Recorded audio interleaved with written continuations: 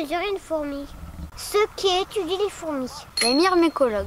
On dit même taxinomistes. Regarde ce qui permet de les reconnaître.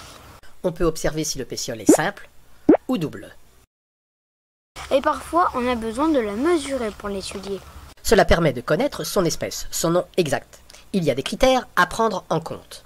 À cet effet, on monte la fourmi sur une épingle avec paillettes et on la met en position de façon à pouvoir observer toutes les parties qui sont à mesurer. Ensuite, avec une loupe et une mesure graduée dans un œilleton, on observe la fourmi. D'abord, la longueur de son corps.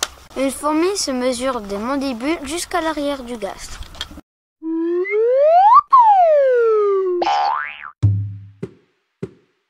Pour la tête, on regarde ceci. L'écartement de œil à œil, de lobe à lobe, d'antenne à antenne sont parfois indispensables, par exemple chez les myrmicas.